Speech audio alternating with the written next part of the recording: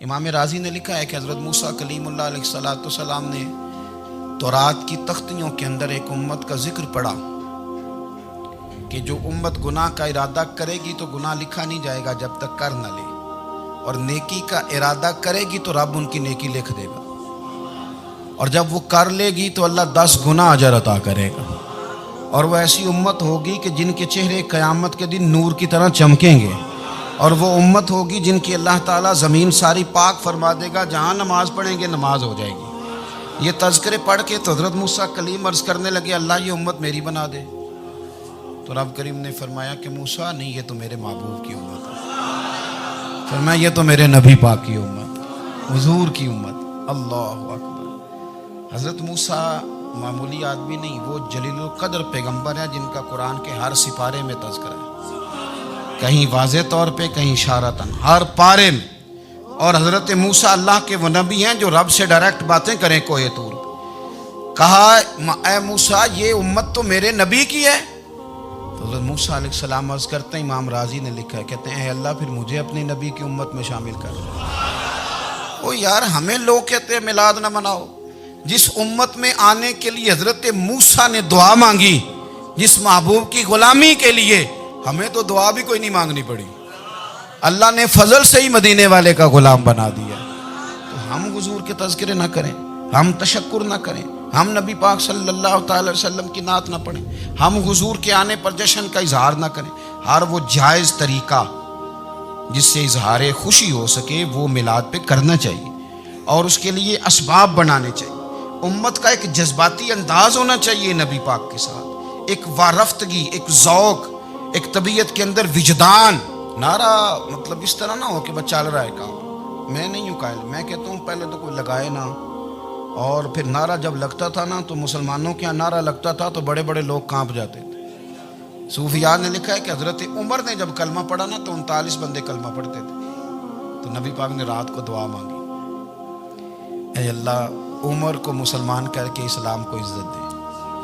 حضرت عمر سویرے آ گئے، میں وہ تفصیل میں نہیں جاتا، بات لمبی۔ حضرت عمر جب آئے نا اور انہوں نے آتے جب کہا نا کہ میں کلمہ پڑھنے آیا ہوں، تو حضور اتنے راضی ہوئے کہ نبی پاک نے کہا اللہ اکبر، تو صحابہ نے نعرے لگائے اللہ اکبر اللہ اکبر، یعنی 40 لوگ مسلمان ہوئے تو نعرے لگے۔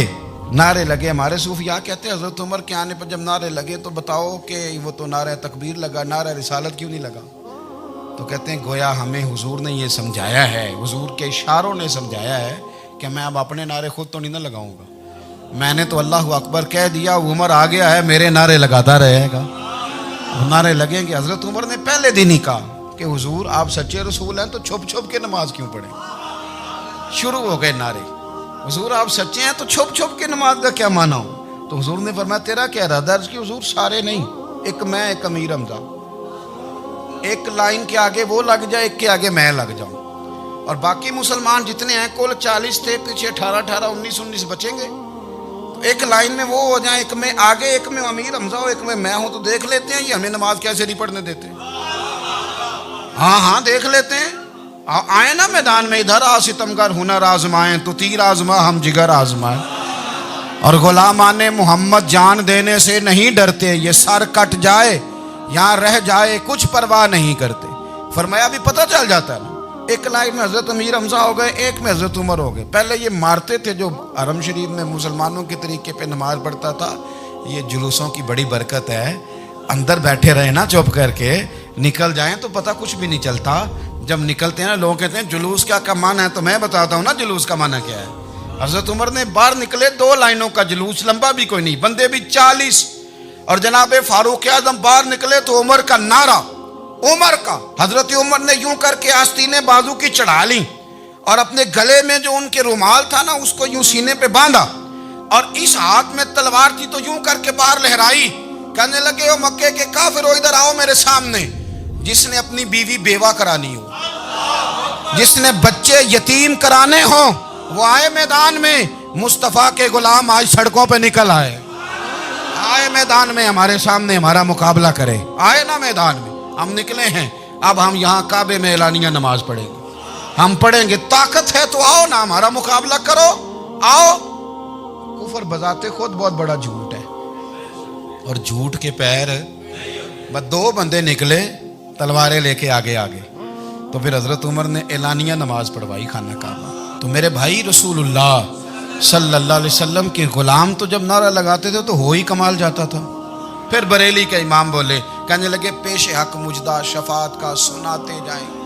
حضور قیامت کے دن آگے آگے نا, ہمارے آگے آگے خوشخبری دیں گے, کہیں گے تم فکر نہ کرو, آ جاؤ میں تمہیں بخشواتا ہوں, میں تمہاری سفارش, آ جاؤ پیچھے پیچھے. حضور نہ پیش حق مجدہ شفاعت کا سناتے جائیں گے. یقین کریں بریلی کے امام کو بھی بڑا ہی رنگ آتا ہے بیان کرنے کا. کہنے لگے آپ روتے جائیں گے. اللہ کو منانا ہے نا حضور نے. کہتے ہیں پیش حق مجدہ شفاعت کا سناتے جائیں گے, آپ روتے جائیں گے پر ہم کو ہنساتے جائیں گے. باغ جنت میں محمد مسکراتے جائیں گے, پھول رحمت کے گریں گے ہم اٹھاتے جائیں گے, اور حشر میں ہوگا ہمارا داخلہ اس شان سے ہم یا رسول اللہ کا نعرہ لگاتے جائیں. ہم یا رسول اللہ کا نعرہ. امام راضی کہتے ہیں حضور نے ایک رکا پکڑا چھوٹا سا, ایک بندے کو لوگ دوزخ میں لے کے جا رہے ہیں. اچھا مجھے ایک بات بتاؤ, فیصلہ پہلے ہو گیا ہے, اللہ کے سامنے ہوا ہے, اور فیصلہ ہو گیا اور طے ہو گیا کہ دوزخ میں جانا ہے. وہ قریب پہنچ گئے دوزخ کے, تو حضور نے دیکھ لیا. اور بتایا کس نے؟ حضرت آدم نے. حضرت آدم کہنے لگے حضور وہ آپ کے غلام کو دوزخ میں لے جا رہے ہیں. نبی پاک آگے گئے, کیا پڑھتے ہیں ہمارے بھائی؟ حضور نے مجھے ان سے چھڑا کے چھوڑ دیا.